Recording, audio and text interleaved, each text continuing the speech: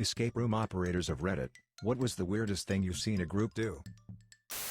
We had this group of 3, the theme was an abandoned subway station. We had some flashing lights so they would see something, but I forgot to switch the flip on when bringing them to the room. They never ever turned on the lights. The button was next to the door, and spent the whole hour in almost complete darkness, only using the metro carriage headlight to check every clue they had. They were doing very well, so I didn't told them to turn the lights on.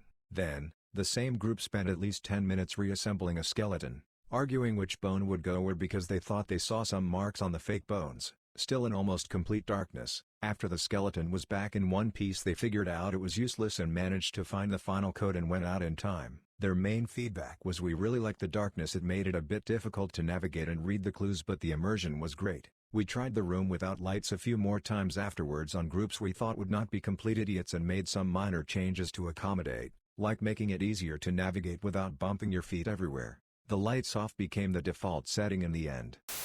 Not exactly weird, but we've had several groups, couples, decide to hook up in our rooms, seemingly forgetting that every corner of the place is covered by CCTV. I once worked at an escape room with a fake weapons armory with a prop grenade in a glass cabinet which acted as a key to open the door out, and one group came in, couldn't figure out the puzzle and then literally smashed the glass and grabbed it and escaped the room and got met with a security guard and were forced to pay for the cabinet, which was expensive due to the lock being a custom. Sucks for that group, I guess. My daughter managed an escape room that had a toilet prop that moved away from the wall to reveal a hidden passage to crawl through after using clues to open it. Guests were informed that the toilet was inoperable. There was a note on the toilet stating not to use it. There was even a key hidden in the toilet. Someone pissed in the toilet daily. They then had to fish the key out of their piss and crawl through a puddle of it to complete the game, daily. Breakups. You wouldn't believe the amount of long-term relationships I've seen go to a head and become destroyed by just being in a locked room with puzzles. I was visiting my brother in Shanghai and we made a day out of doing 3 different rooms. We were always teamed up with random Chinese people who we could only communicate with in a limited fashion, so one room had this futuristic theme and we had to find the combination to a keypad. Later that day, we are doing this one about an abandoned hospital. I'm paired with 2 14-year-old Chinese girls and my brother is in the other part with their mother. Well, me and the girls are making our way through and I see this keypad on a side door. I try the combo from earlier in the day and it works. We end up going down these stairs and there's a basement full of props. Then we get told we're not supposed to be there. This wasn't even part of the room we were in. It was the facility's prop basement where they build and repair their escape room stuff. I have more stories of customer violence than I have of anything weird. Weirdest thing I had was a girl try to offer her older sister up for a date if I'd give them extra clues. Most distressing moment was a player, dad in his 50s or something, bust into my control room cause he desperately needed to shit. Which, truth be told, I understand. Maybe they've got IBS, maybe they got served something bad at the restaurant, whatever. I don't want to clean up human feces, but there were 2 ways out of that room, the entrance, and the little door off to the side that says do not open where I'm manning the computer and the mic. Why the hell would you bust down what was basically a closet door instead of just leaving the room? Dude ended up having to clamber over me and my fold-up chair in this cramped little control room, while his family watched from the puzzle pedestal in the corner.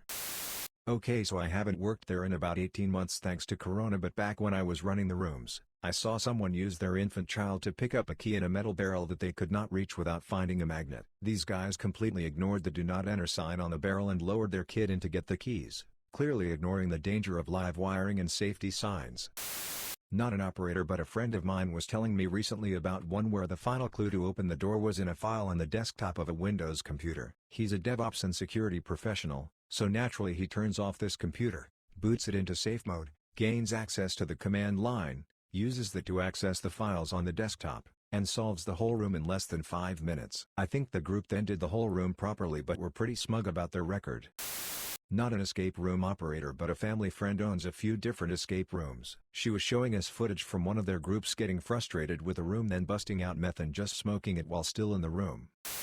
Nothing too weird in my time as a game master, but one that does stand out was the Pyramid People. There was a puzzle that you solved by looking in a mirror at the right angle, to line up some markings on the mirror with markings on the ceiling. Once you have the correct word, you input it in the device and get a reward. Collect all the rewards, get out. I had a family decide that making a human pyramid was obviously the solution to this puzzle. I had to run down to the room and ask them to please not do that because someone might get hurt.